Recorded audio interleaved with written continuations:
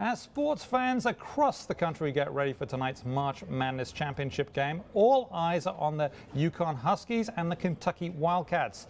Does all of this attention boost the financial standing of a university who makes it to the big dance?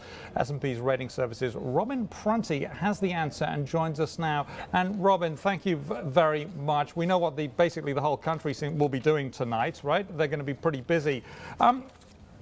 You did an investigation into whether this makes any difference to the finances. Does it? Yes, we've observed that these high-profile events really can generate revenue and, equally as important, increase demand at the institutions. So what factors do you look at when you do your studies?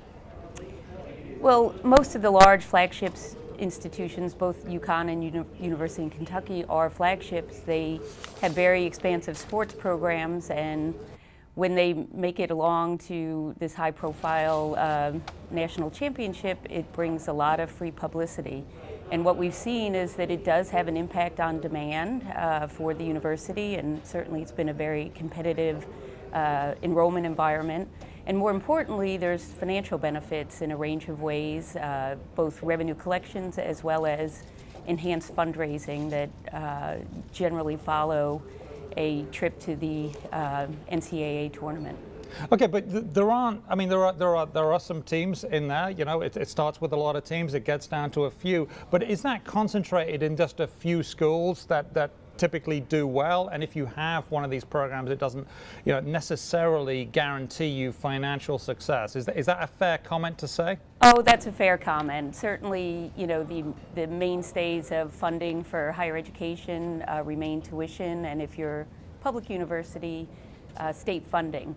But clearly, both have been under pressure, and so colleges and universities are looking to enhance revenue wherever they can. Okay, well talking of enhancing revenue, economic times are pretty stretched at the moment. I think that's no exaggeration to say that. What sort of things are colleges concerned about, and what should they be concerned about? We've got about 30 seconds.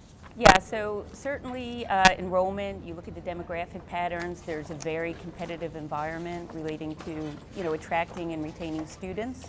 So to the extent that this publicity helps colleges and universities, it's a positive. And revenue diversity. All higher ed institutions are looking to diversify their revenue streams. Okay, great stuff. Thank you very much. Robin Punty of S&P Rating Services. We appreciate your time. You're welcome.